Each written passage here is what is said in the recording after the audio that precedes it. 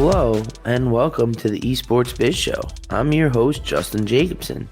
This week, we'll be discussing Esports Professionals. Just as a disclaimer, nothing here is intended as legal advice, as everything is for educational purposes only. This week's guest is Chris Smith. Chris is the founder and director of Big Esports. Big Esports is an esports consultation company based in Australia. They provide esports business consultation and strategy services, including gamer influencer campaign management, corporate workshop production, and public relations management. Big Esports has worked with many top companies, including Intel, EA, and AMD.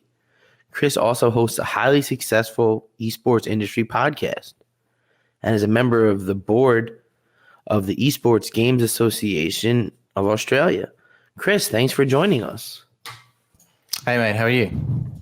Good. I know that we are a little different than my usual setup, that, the whole world's on quarantine, but the show must go on.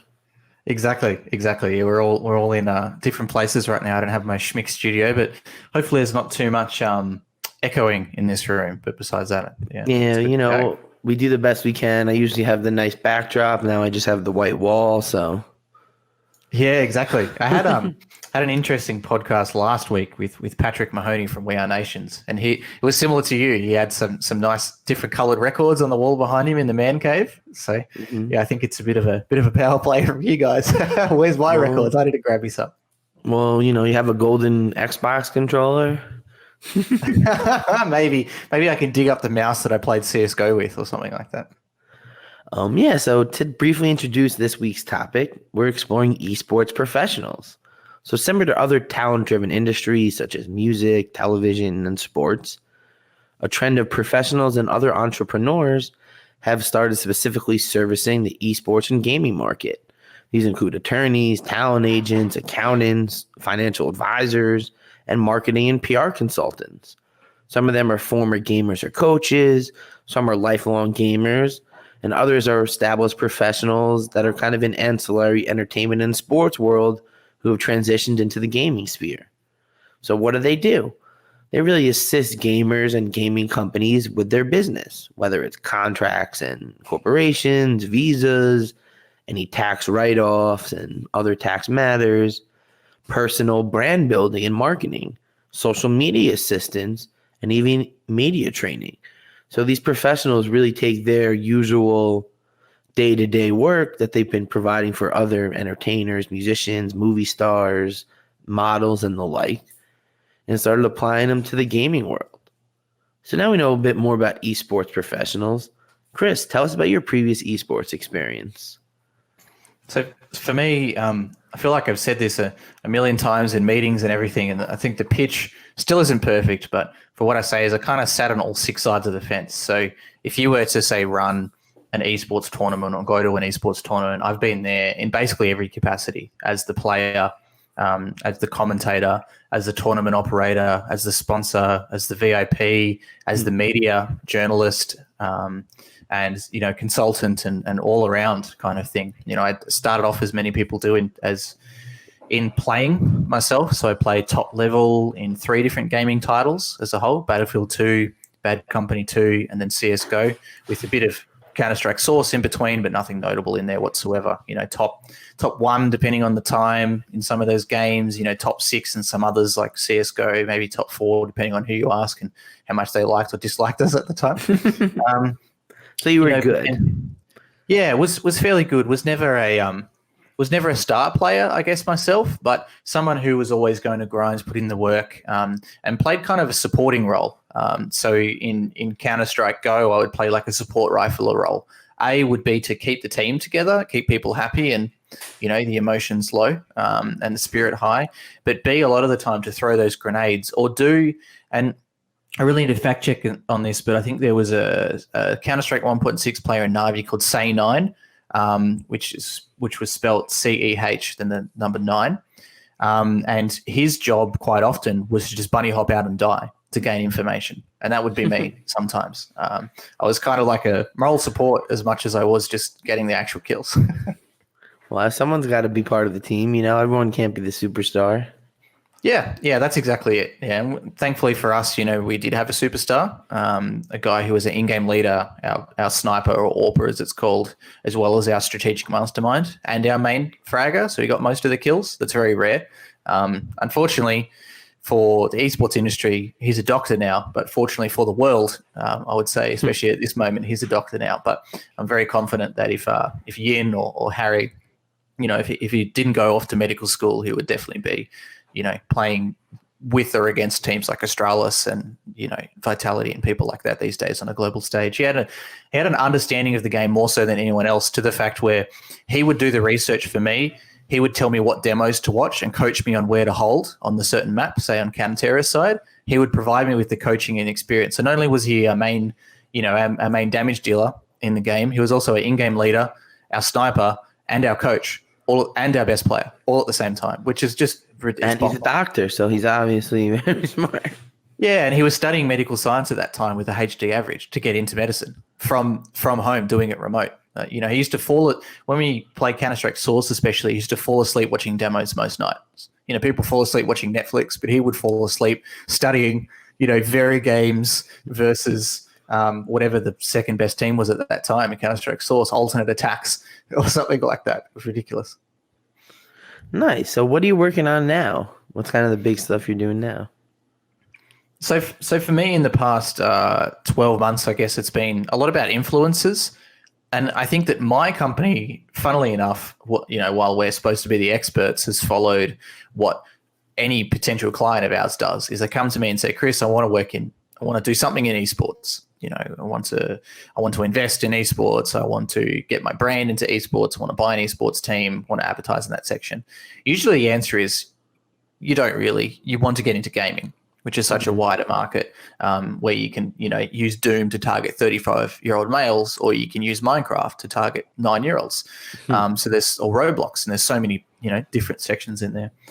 And from that, often it's just, hey, I actually want to get into Gen Z and millennials, and gaming is just the interface. It's the way to talk to them.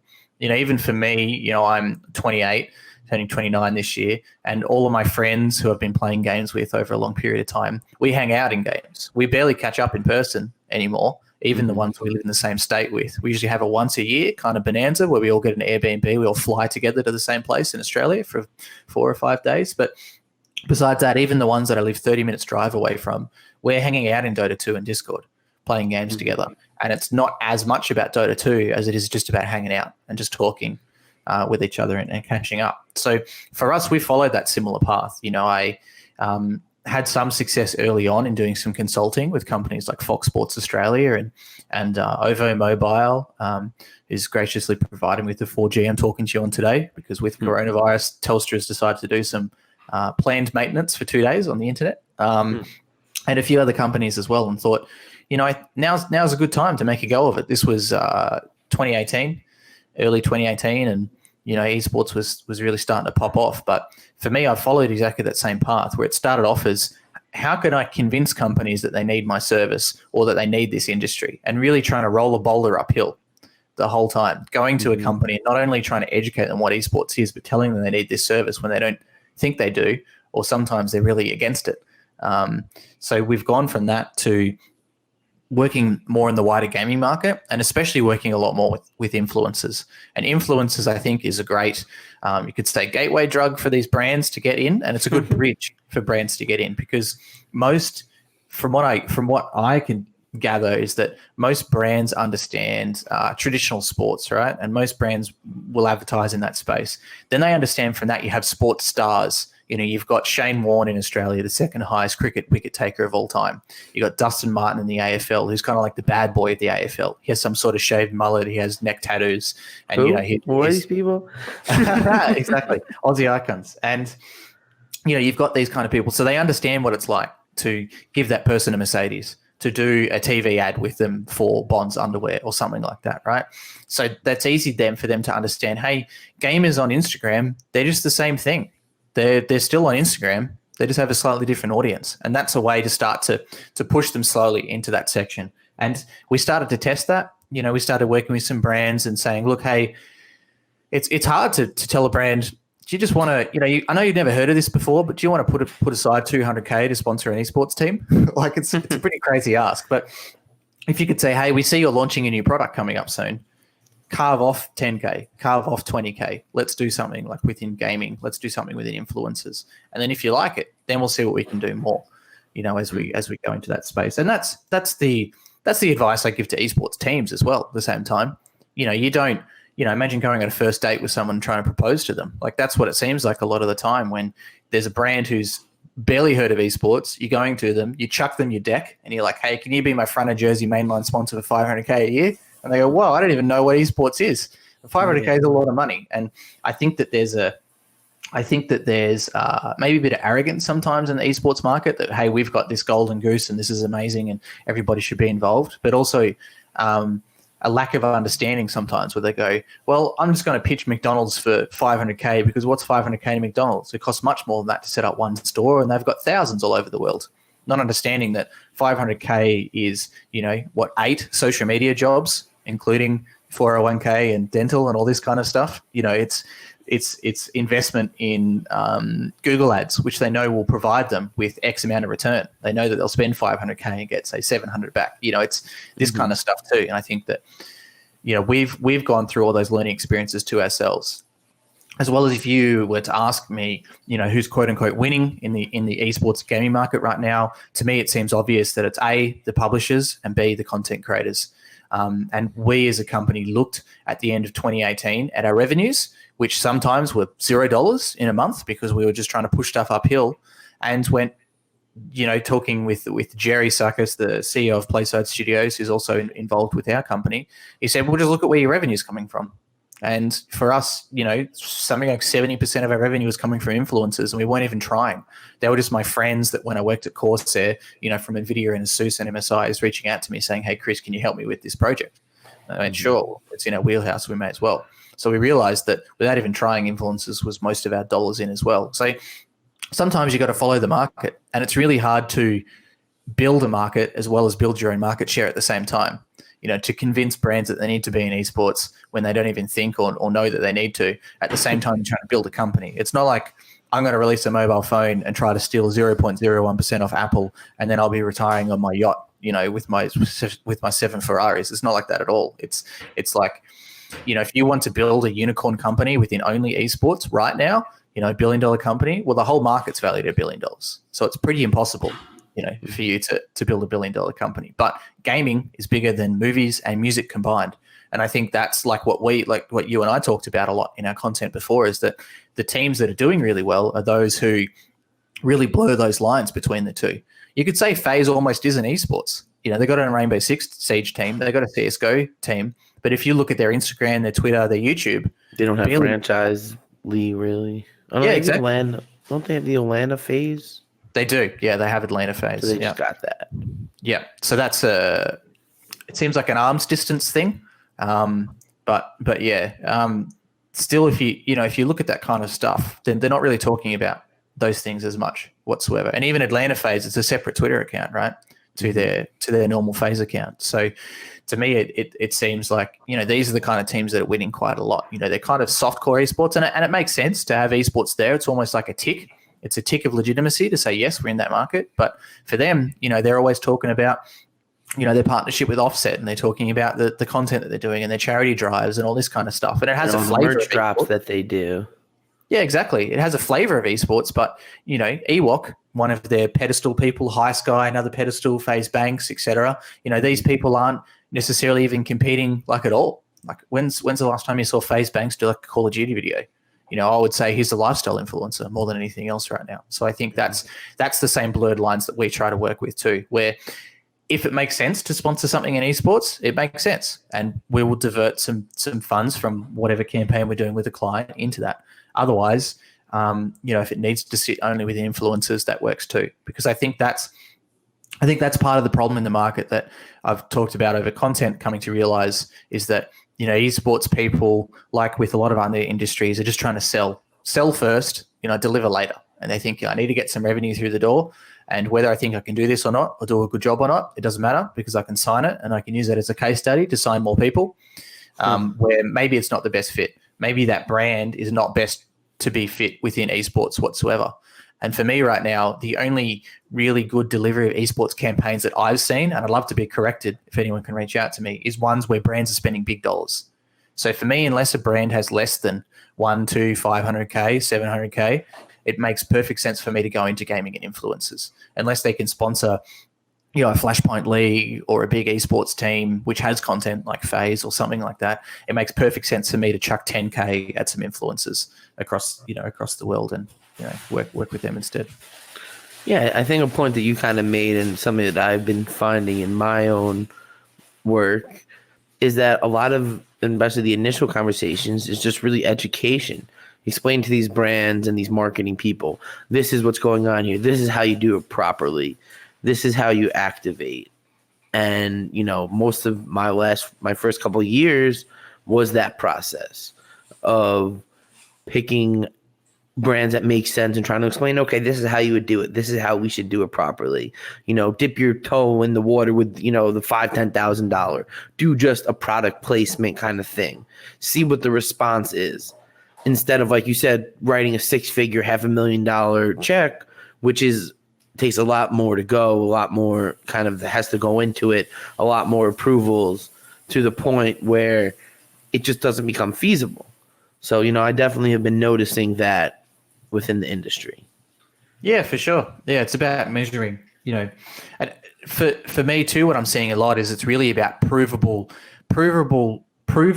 measurable return. It took me a while to say those words. Mm-hmm. And, really, really having it like that, because there's a retailer in Australia who we were pitching when we had Shade Crew, which was an influencer, kind of a phase of Australia influencer thing we tried out here in Australia, startup that we shut down. It didn't work out for a few different reasons, but a lot of good learnings. And, we were pitching a mainstream kind of consumer online store here who's doing very well. And they said to me, basically, look, we spend over $1 million a month on Google Ads, but we know exactly what return we're going to get from that.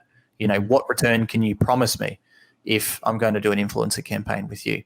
And I was like, well, that's not how this stuff works. Yeah, it makes sense to me. And, we're working with a brand at the moment which has provided us with a CPA. So we are doing that kind of stuff, but they have jacked up the CPA by, I think it's about 20% of the total, because they do understand that there's still some brand recognition in there. They understand that influencers is a bit untested. They understand that they're still going to get logo share and exposure to people, now and into the future. But still, it's still based on some sort of CPA. And I think that's the way that a lot of this influencer marketing is going in the future. And it's the same thing I talked about on my podcast with Jeff Pabst, the Chief Revenue Officer, CRO from FaZe Clan, saying that, if you're going to sign with the Dallas Mavericks, they can say, yes, Toyota, I'll provide you with an 8% uplift in sales. But if you're going to sign with another esports team, can they provide you with that data? From what I've seen, no, but I know that a lot of people are working on it. And I know that I've been told that some of those kind of decks do exist that I'm not privy to have access to. So I remain hopeful, but I definitely know that a lot of people don't have that yet because the data simply isn't there. Yeah, I mean, we know that there's little to no return on investment for most of these teams to begin with. So it just, it's hard to even think that the brands are really benefiting that much from it. And it's like, what is the team doing to actually provide that return on investment besides logo share and, attending tournaments? And, that's one thing I've come across in the past. I had a tier 1 esports team ask me to help sell sponsorship for them. And this is a world champion team in a certain game.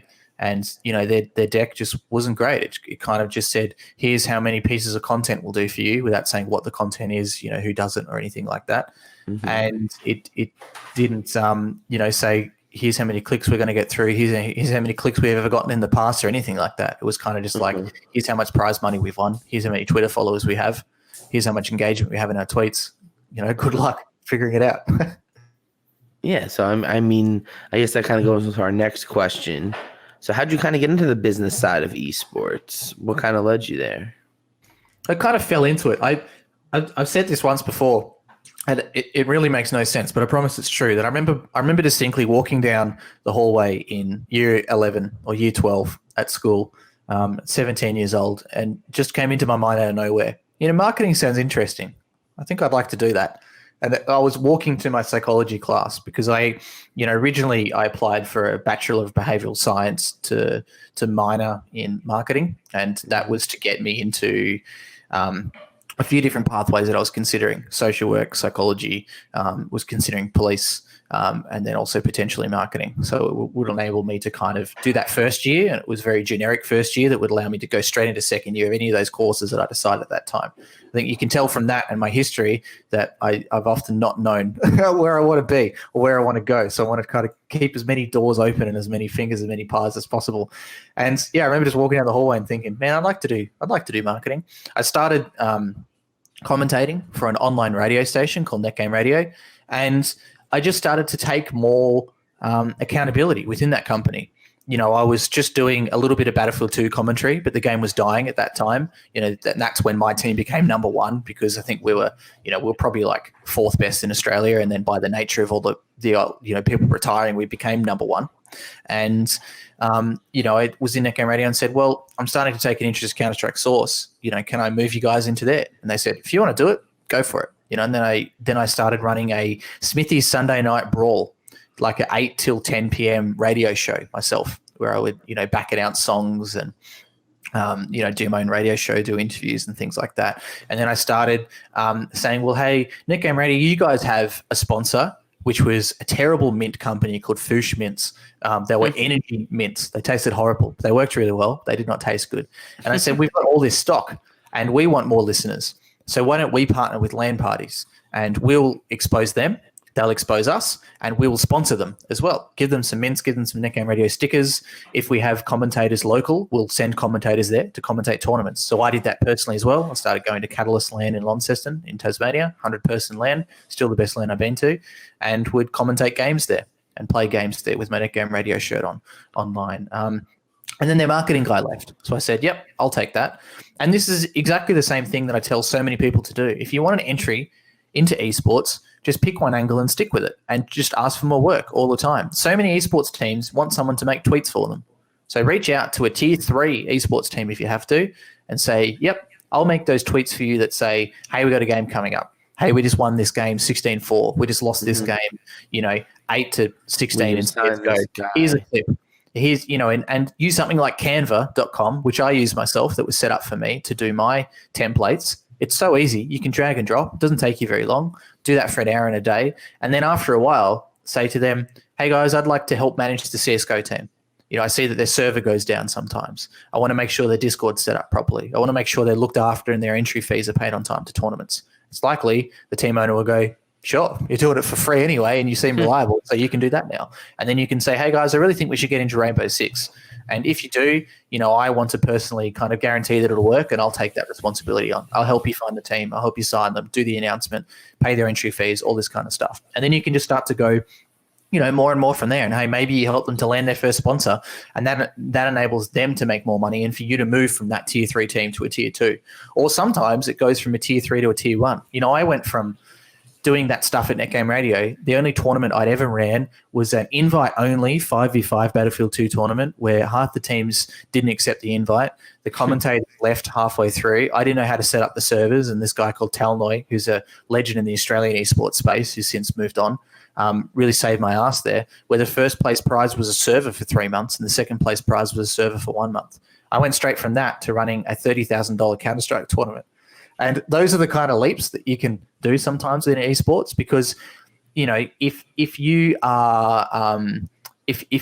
are working in any startup, a lot of the reason why you might leave corporate to go to startup is you can expand your horizon so much faster than anything else. One of the other directors of our company, also the COO of Playside Studios, TJ, he's in his low to mid 30s, and Playside Studios is Australia's largest independent games and app development company. They got, it's 50, somewhere, I'm going to say anywhere between 50 and 70 staff. I'm not exactly sure how many.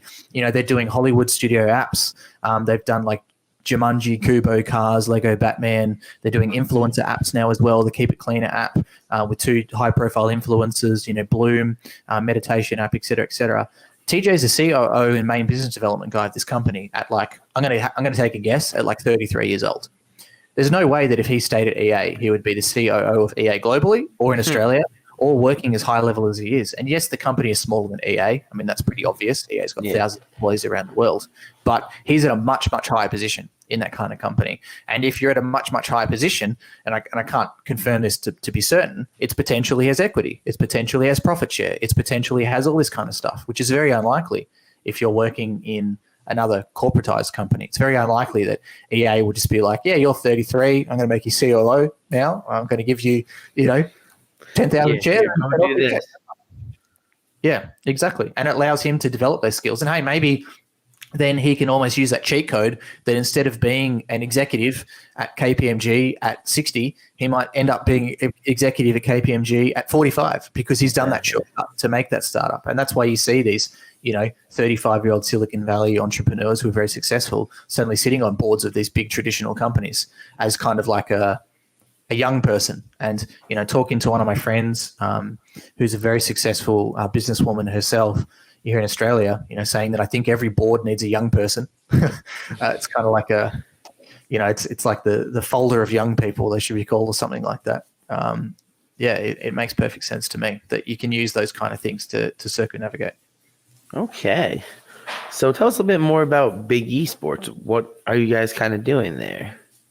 Sure. So there's a few things we're doing at the moment. I think especially with coronavirus and everything that's going on, there's a lot of sports we're talking to about how to activate with people online. I think globally we've seen some awesome examples of NASCAR, IndyCar, F1.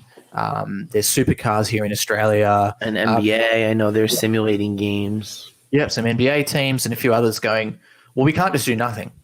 In Australia, the Prime Minister here has said, pretend that what's happening right now, which is non-essential service lockdown, is going to be business as usual for 6 months. That's what's going to happen for 6 months.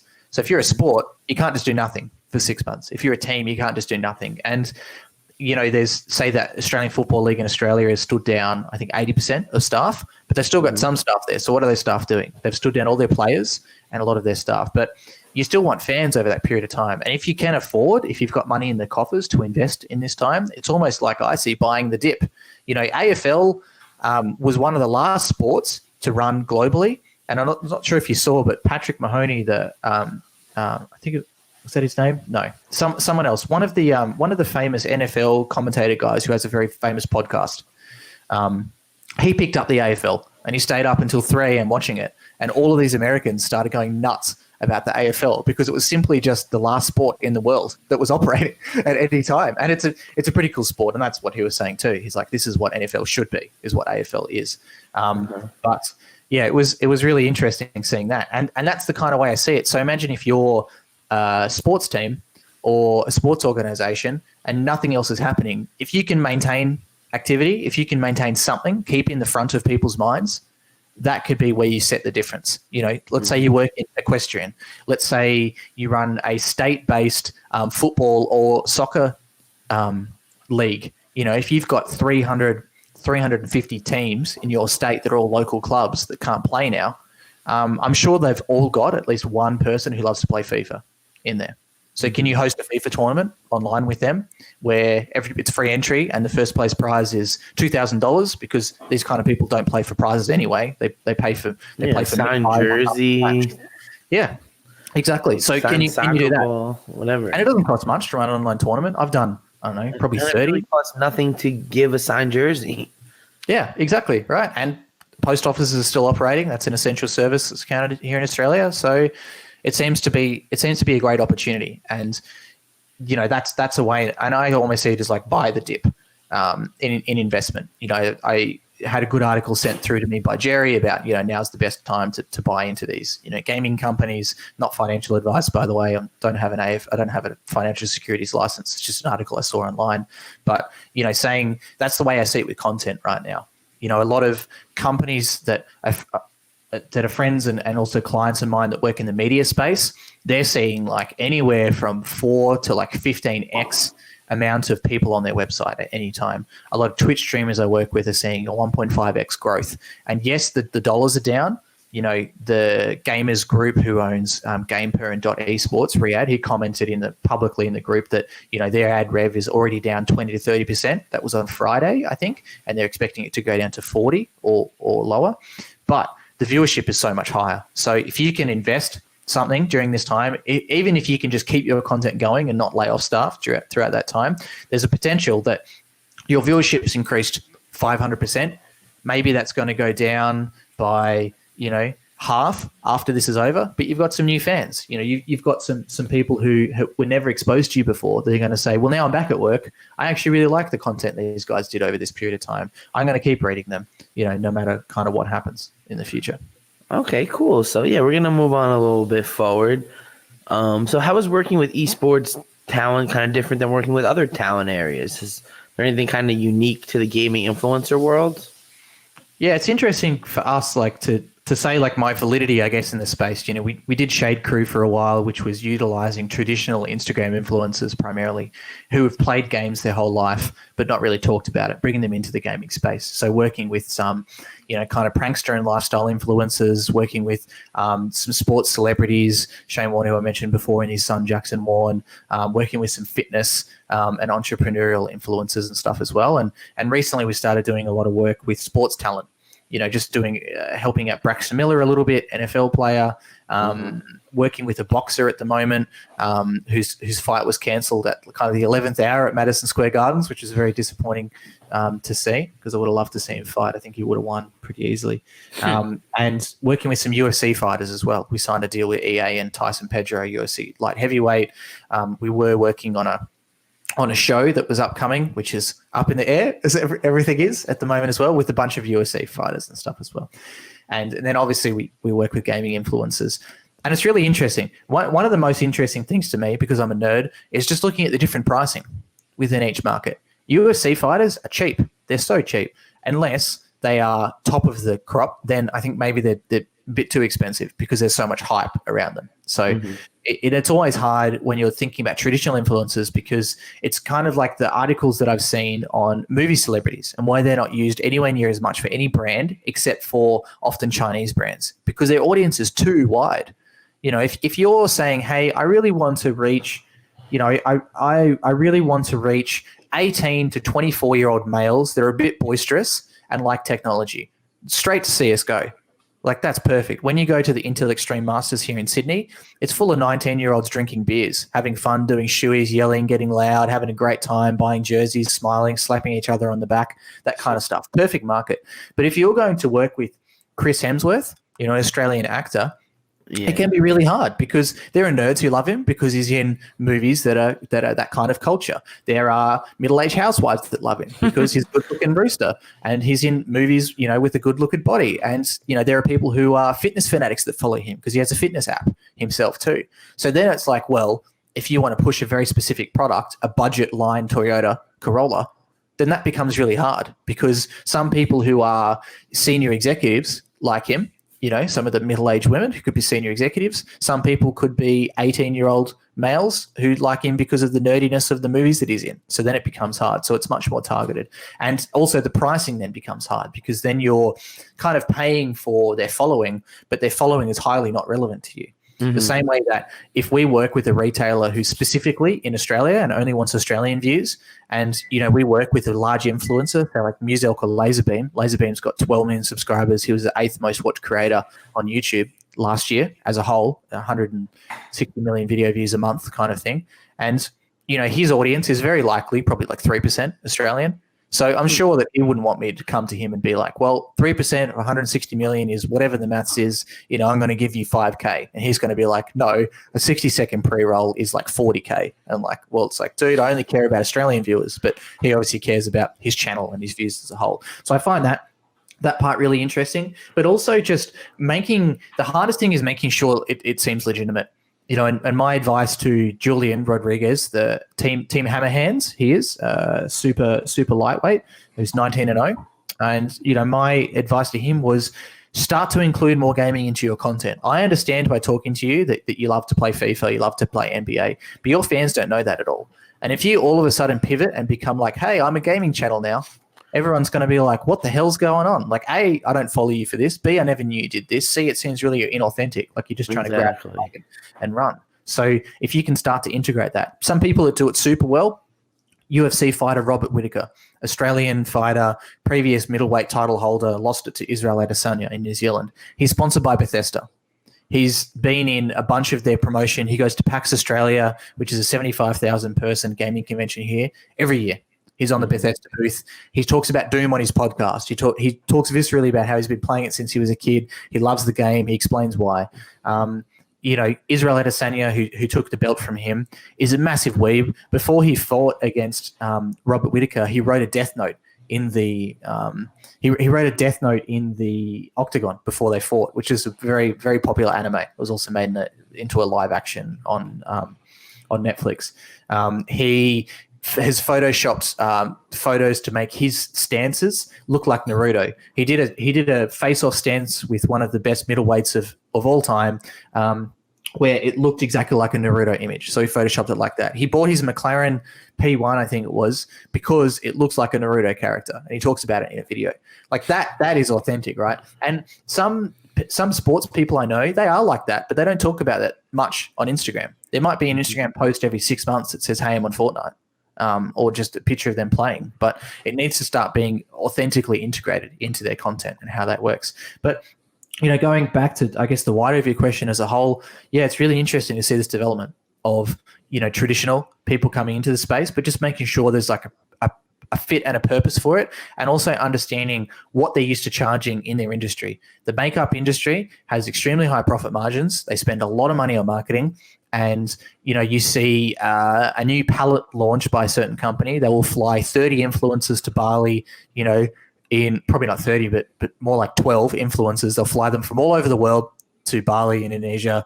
They'll put them up in a 5-star villa hotel for a week. They'll take them out to dinner every single night. You would be absolutely insane if you would think that a company like Corsair or Razer or Logitech would ever do that, because the margins within this industry is nowhere near like the makeup industry, because the product is so much more expensive to R&D and to develop this microphone than it is to, once you've developed the powder for the makeup, to just keep repurposing that. There's not as many tools that are required, and not as many physical parts that are required. So that means that these makeup influencers, and I have seen this because I was scouting for some for EA, to do a campaign, and some other clients as well. Man, they're expensive because they're used to being paid so much, because that's what their industry is. But it makes sense. If you can command that money, you'd be stupid not to charge it. But it's not applicable a lot of the time for that gaming industry. So just that, and also understanding the purpose as to why you're selecting these people. There was a campaign in the past, I don't want to talk too much shit about it, but it was a campaign where kind of like a traditional influencers set up their own esports team, and they played with another 3 or 4 traditional influencers together, and it was terrible because none of them knew how to play the game. They did a video of them playing in the tournament, and they got knocked out instantly. I think between them all, they maybe got 1 kill. And the way you can tell as a gamer at the start that it was inauthentic is because every single time they went to do something on their keyboard to play, they would look down. Yeah, look, you got it straight away. Like they wanted to drop a weapon, pick something up. They would look at their keyboard, and you could tell straight away, not a gamer or doesn't know how to play this game. So maybe they should have done something a little bit more light touch, a little bit more. Right, a little bit more in their wheelhouse. Yeah, exactly. Maybe some Rocket League or something. That's easy to pick up. It's fun. It's engaging. It's exciting. Like you don't have to chuck someone. And we went through the same stuff with some sports and esports. Like, yes, Fortnite is big, but if you want to get a traditional golfer or a traditional tennis player or something who doesn't know how to do it, man, it's hard. Like we got Shane Warne. Like I said, you don't know who he is, right? But second highest wicket taker of all time in cricket. So kind of a legend in that industry. And we had him playing Fortnite, and it was great. He's a really good guy, and it was funny to see for a while. But after a bit, it was like he doesn't know how to aim, and he doesn't know how to build. Know how to build. Yeah, like I don't know how to build. Yeah, so it loses its appeal over time. At the start, it's like, funny, boomer playing video games. He's a cricket player. He's in esports. This is really cool. But then after a while, it's like, okay, he doesn't know what he's doing. And it was good because I think the stream went for an hour or something, which was a good amount of time. And we ended up, being featured on some meme pages, and the channel got picked up and kind of exploded for a bit. Because everyone's like, what the hell, Shane wants streaming video games? But, I think it loses its appeal after a certain period of time. And we saw that with our influencers who we moved to Twitch. We saw their first stream, concurrent viewership, versus their second, versus their third, versus their fourth. It just drops down till you get to like your 6th stream, and then it kind of sat pretty stable after there. So just because you have 200,000, 1.5 million Instagram followers does not mean you're going to be getting 20,000 concurrent viewers on your stream from day dot. And, we've tested that quite heavily with an influencer who had 175K. He was playing with AFL players in Australia with 20 to 30K every time. He was playing with a singer who's doing very well on the global circuit at the moment with 500,000 followers, this kind of stuff. Like, we could see, how many views these people can realistically command on a different platform than what they're used to posting on and being followed on, which is Instagram. Yeah, especially from the beginning. It's like, I was looking into some of these things because it's a big trend in the music world of, musicians and even some of my clients, like setting up Twitch to like do fireside chats or to bring you kind of like live DJ sets. And it's like, yeah, you may have 50,000, 100,000 followers, but how many of those use Twitch? How many of those are going to download Twitch? How many of those are going to tune in at the exact time that you're doing things? As you said, you start going down to percentages where you maybe have 10 live viewers, which is cool considering you just started out of nowhere. But when you're used to 6 figures to have 10, it's pretty alarming. Yeah, I think it can hurt a bit. And some of the advice from one of the gamers that we had in Shade to one of the non-gamers was, I wish I could do this on StreamYard, is turn off your concurrent viewership so you can't see it. You can do that in OBS. So you can't actually see how many people are watching you live. Because I find the same too when I'm on LinkedIn. Like, I keep watching that and being like, oh, I've got 16 now, I've got 17, or now I've got 9. And it's stupid. Like, I don't need to worry about that, especially not when I'm live. I need to worry about the guests and the discussion and what's happening and not be distracted. But it's super easy and it's common. And you're 100% right in what you were saying about it can be disheartening with those numbers. And it can be hard when you're used to getting 30,000 likes per Instagram post to getting 30 concurrent viewers. But also at the same time, remembering that some people fight their whole life for 30 concurrent viewers and never get there. So if you can start with 30, you can build. And, Seth Godin, This Is Marketing, fantastic book for anyone to listen to. He always says, focus on your first 50. People are so worried about their millionth customer. They're not worried about their first 50. So if you've got 30 concurrent viewers, see if you can get yourself 50 subscribers. And hey, that's 50 times $2.50 a month. That's a good bit of money to start kicking yourself off to pay attention to it. And ask those 50 people who subscribe to you, why? Why are you here? What kind of content? How did you discover me? Would you like to play with me? What other streamers do you watch? And things like that too. And you can start to build over that period of time. And I've tried to do the same with the podcast too. Whenever anyone comments, hey, I listened to your podcast, like, it's an honor, but B, asking them those same kind of questions. Why? Like, why do you listen? What information do you want to see? What do you want to get out of it? Who's your favorite guest? And it's been great for me because some of it is I got more listens because one guy listened to one of them and said, hey, I want to know your best of. And I said, well, what do you mean best of? It depends exactly what you want to learn about. And he's like, well, I want to learn about esports teams and how they make money. So I was like, bam, Jeff Pabst from FaZe. And I was like, Anne Matthews, co-founder of Fnatic and previous finance officer and, et cetera, all this kind of stuff.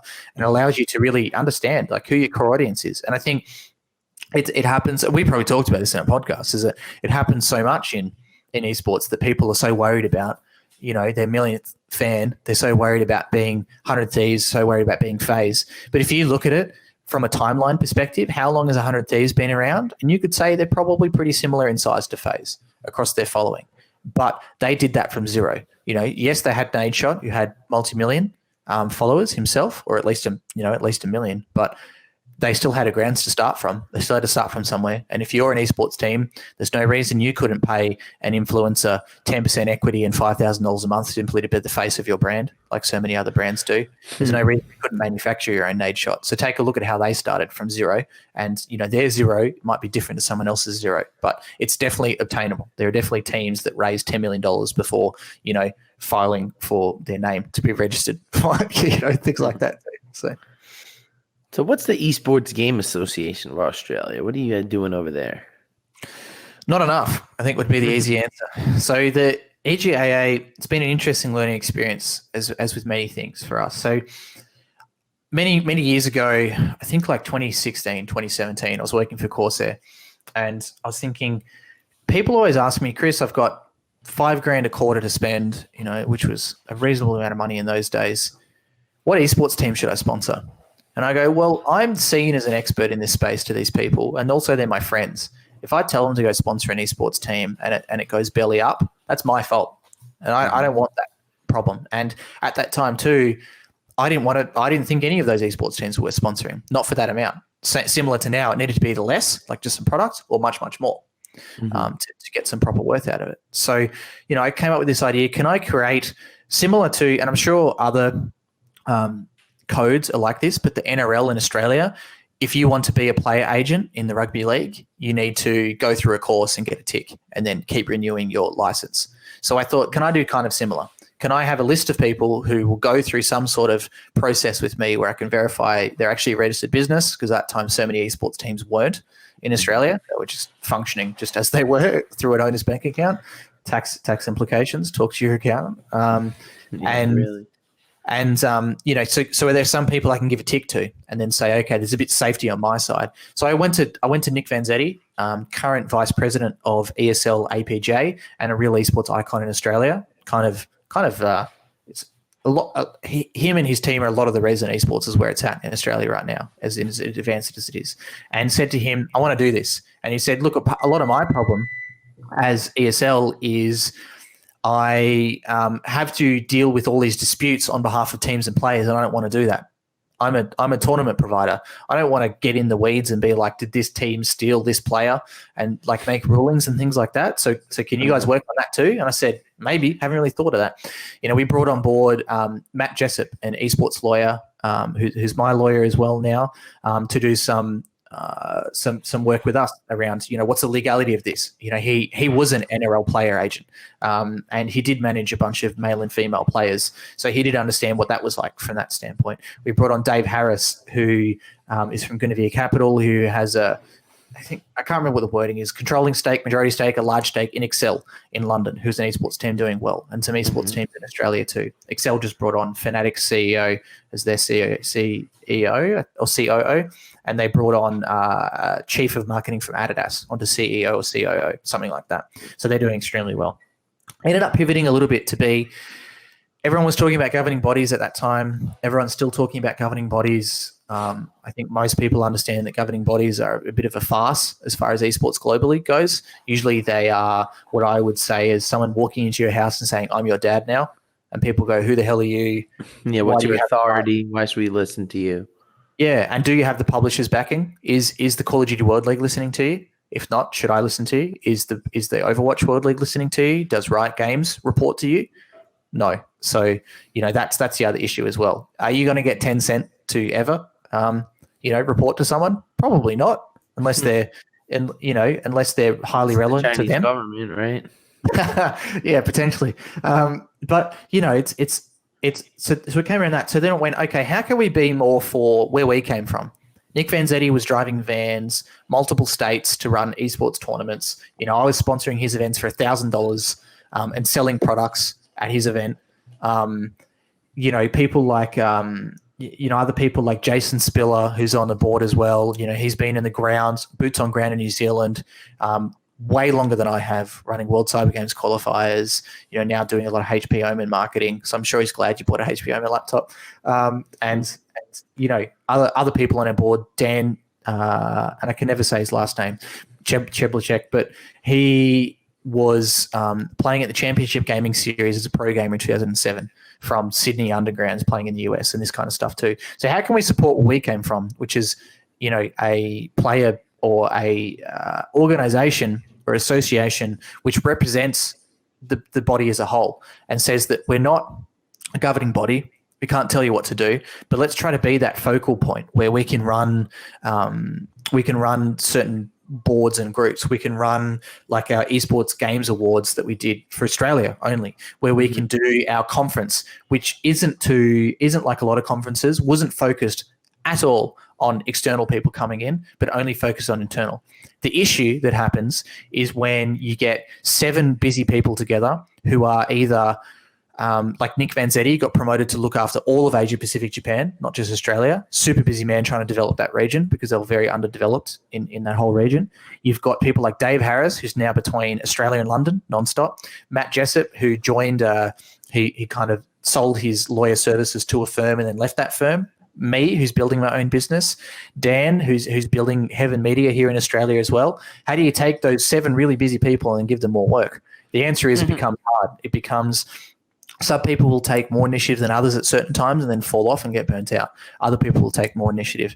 So for us, we had to, we had a strong start and then we had a big fall off for a long time where, we had a lot of internal talks and had to be like, are we servicing the community properly by doing this? Are we just being more of these people who kind of claim to be some sort of governing body and do no work? How can we make sure that we're servicing? So we had some good board meetings where we put some proper plans in place, and you'll see some more stuff from us coming up soon, which is more sustainable, more focused, less broad brush, and more about specificity. Is that how you pronounce it? I don't know. More specific, basically, and using that same thing that I just said. Who are we here to serve? Are we here to serve the game publishers? No, we're here to serve the tier 3 team that just wants to make a business and wants to make it happen, but doesn't know where to gain information or contacts. We're here to do those industry dinners and drinks together where people can catch up, can talk to each other. We're here to run those esports conferences, which aren't $4,000 and aren't focused at people in suits, but focused on the possibility for a tier 2 and a tier 1 esports team to connect with each other and to talk about the problems they face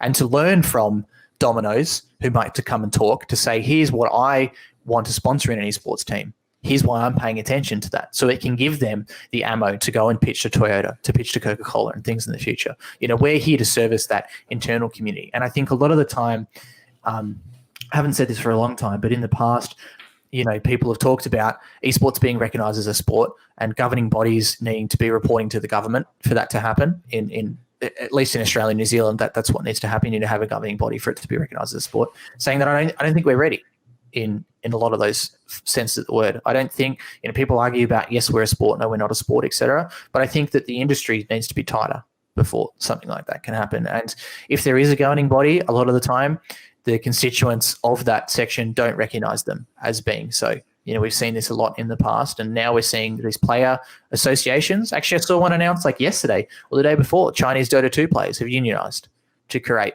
their own kind of union or player association. I need to do some more reading on that, but definitely going to. But yeah, for us, really, is the cliff notes is that, we started it through a process of very informed discussion. We pulled together a team of very wide different people. We've got some male, some female on the board. Not enough female. We're trying to get more. We put some plans in place. We ran a great first event which sold out. It was like 200 tickets or something. We ran a dinner afterwards which had an esports awards. We had some great movements happening, and then everything fell off the wagon. And then we had to come back and say, guys, are we serious about this? Yes. How are we going to make sure that we don't fall off the wagon in the future? And there'll be some announcements coming about that in the future. And really, how do we drill down and focus on who we care about the most, but who we're here to serve the most, which is the common denominator, which is the esports pro, which is the esports team owner, the organization owner, the brand rep from MSI, who used to be my intern, who's been around in esports for 10 plus years, started off running a tier 3 esports team. We're here to serve those kind of people. We're here to serve their best interests and to help to connect them together. Okay, so it definitely sounds like you guys are doing a lot over there. So to kind of bring this all together, where does the future of esports and the consultation side, where we go from here? I mean, with the whole coronavirus thing, it's really interesting. Like I said, we're working with a lot of sports and how to maintain relevance to do some stuff in that space. We're working with a media organization at the moment in the gaming space because they want to double down because they believe in, like what I was saying before, in creating extra content they can afford to during this time to try to get those extra fans. Mm-hmm. But it's really uncertain. Talking to one of my friends at KPMG right now, he said basically all of his contacts, and he's kind of a senior director in a position there. He was saying that all the discussion around there is just survive. And talking to another friend of mine, their thing is that if you survive out of this situation as a company, you're a winner. Essentially, it's almost like last man standing kind of thing, which makes some sense to me. So it's going to be interesting to see spend. Obviously, we're going to see a lot of cutbacks in our industries, just like we've seen in sports industries. And I think the AFL has probably been the biggest one because that was mandated by the AFL that has some sort of controlling ownership of all of the teams. They're almost like a governing body in themselves to the sport, where they're basically mandated every single team, you need to stand down 80% of your workforce as a whole. And they have to. their executives have taken 20 to 40% pay cuts. They've stood down all casual staff. I think a lot of any full-time staff who are still operating, some are only doing 3 to 4 hours a day of paid work, all this kind of stuff too. We haven't seen that announcements happen to ESL yet. We haven't seen those announcements happen to Gfinity, to Mineski, to any of these large tournament operators. We play those kind of people. But I think we're going to start seeing that too. And then the question is, what brands are going to double down and spend? One of my friends is an influencer manager. He's selling more than ever before. But, we had a gaming share company that we were close to signing with one of our exclusively managed talent. And they said, we can't get the chairs out of China. So there's no point in us sponsoring because we can't sell them.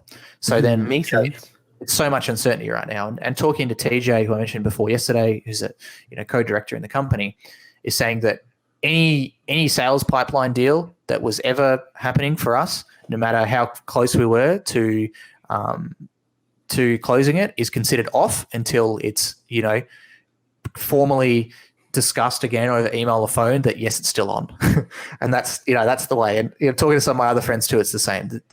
The funnel has fallen over. But for you, if you're a company in that space, for us in Australia especially, we've got a few stimulus packages that have been announced, and my accountant is doing up some documentation for me at the moment, but he tells me that I'm most likely going to receive some sort of rebate on employee tax or BAS or whatever. I don't know. I'm not an accountant. I don't know what the words are, but essentially, an employer pays tax on behalf of an employee. I'm likely to get a certain amount of that back. And I think originally the government announced, small businesses might get 2,000. Now they're saying it's a minimum of 20, and it could go up. It could change in the future. Who knows? But if you're a employee in any country at the moment, talk to an accountant as soon as possible and see what stimulus packages the government's offering, because 20 grand to anyone in esports is like a life changer a lot of the time.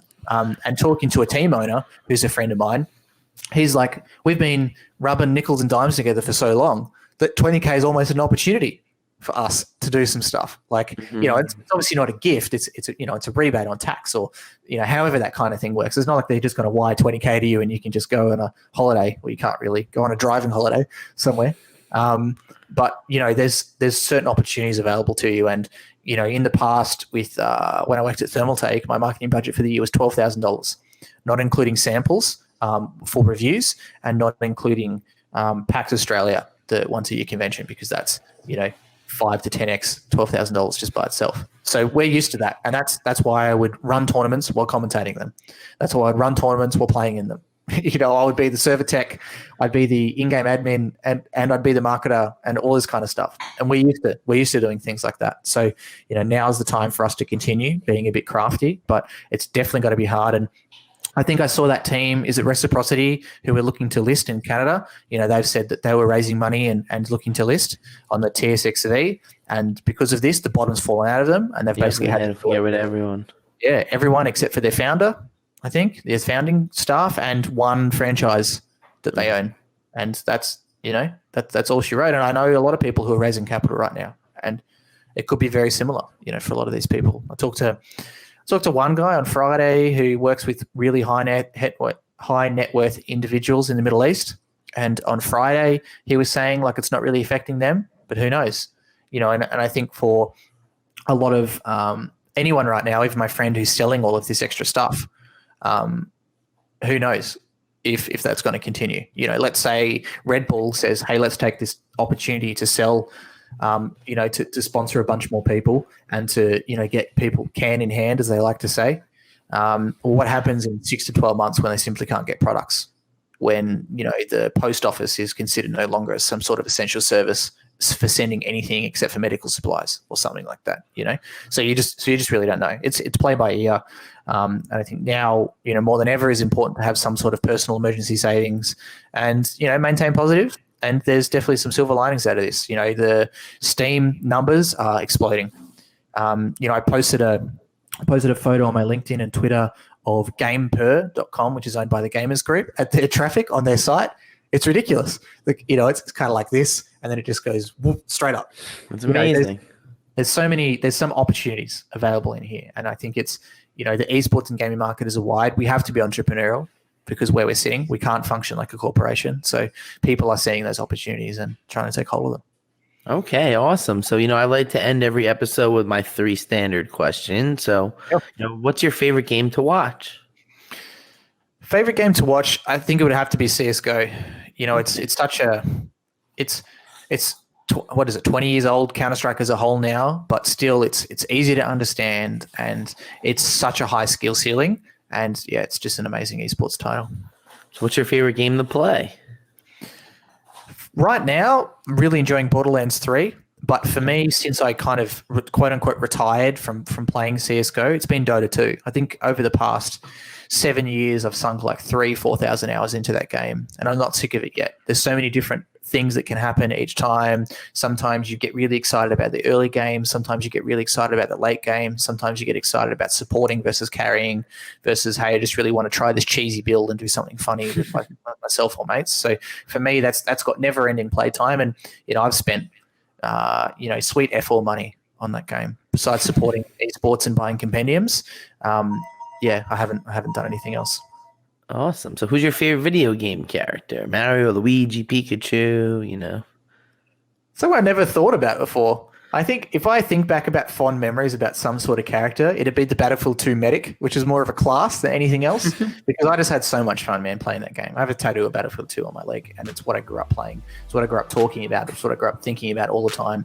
And playing a medic in Battlefield 2 is great. You get 4 grenades, you get an assault rifle, and you can revive your mates. Pretty OP if you ask me, but so fun. Awesome. Well, Chris, thank you so much for this. This was extremely insightful. Thanks everybody for tuning in.